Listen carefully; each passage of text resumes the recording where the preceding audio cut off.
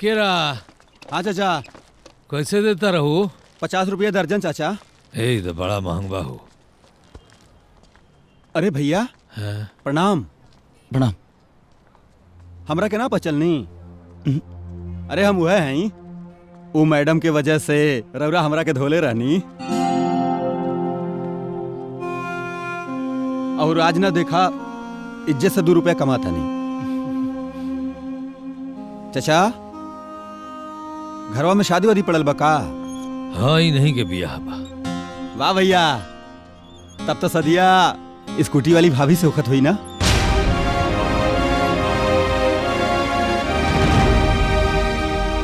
जेकरे वजह से हमार काने में से खून निकाल देले रहला।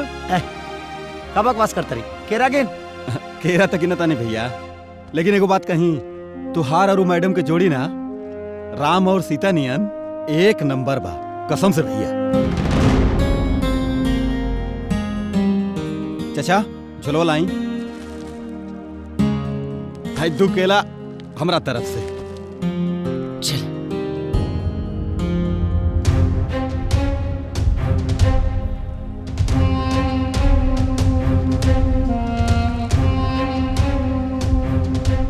आजे पर्चे बतावे करला तारा। अजीब बात बा।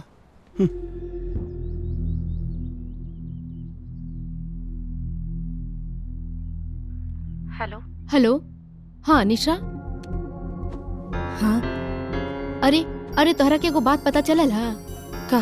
अरे राजा रजनी से ब्याह करे वाला बाड़े। उहे रजनी जेकरा से उनकर भाई के ब्याह होखे वाला रहला। हाँ आज हमसे रघु मिलल रहल है। उहे बतावत रहला ना कि राजा अपन माँ बाप के इच्छा से ही शादी करता रहे। हेलो हेलो निशा।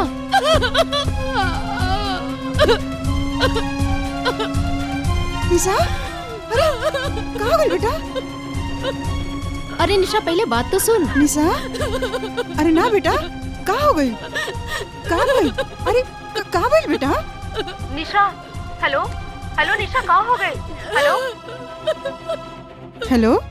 जी चाची जी प्रणाम। शिल्पा, कहाँ गई हो? निशा इतना रोत काहे बिया? अरे चाची जी बात ये भइल है कि निशा जौना लड़का से प्यार करत रहली ना, वो कोनो दूसर लड़की से शादी करे वाला बा।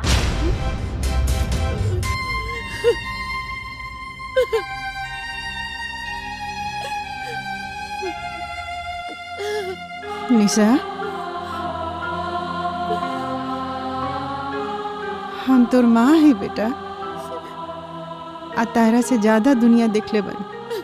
Sorry mummy, sorry. तू तर भाई, नहीं तो तब तहत नहत होता है।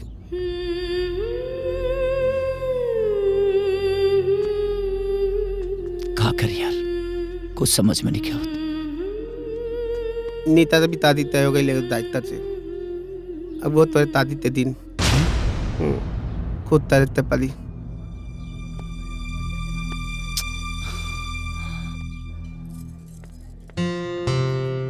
हमरा के हमेशा से मन रहल कि हम तोहरा घर के बहू बनी, लेकिन ऐसा ना। लेकिन एकरा मतलब ई भी नहीं कि हम तोहरा से शादी करे खातिर इनकार करतानी। सब अचानक मुगल है सब। हम तोहार परेशानी समझ सकीले। देखा राजा, हम तोहार पत्नी बने से पहले तोहार दोस्त हई। हम बचपन से तोहरा के जाना तानी। अगर तुहार दिल में कौनो बात बा तो हमरा से छिपैया मत। ई तो बचपन से हमार सपना रहे कि हम तोहरा घर के बहू बनी। लेकिन जब हमरा के पता चलल कि तू सिर्फ पापा और चाचा के खुशी खातिर हमरा से ब्याह करे खातिर तैयार हो गइल बाड़ा, तब तोहरा खातिर हमरा दिल में इज्जत और बढ़ गई। हमके पता बा। पता ना राजा, शायद हमार अंदर ही कोई कमी हुई, यही खातिर तुहार भैया हमरा के छोड़ के चल गई। अरे कमी तोहरा अंदर ना, कमी तो उनका अंदर बा जे तो क्यों समझ ना पाए।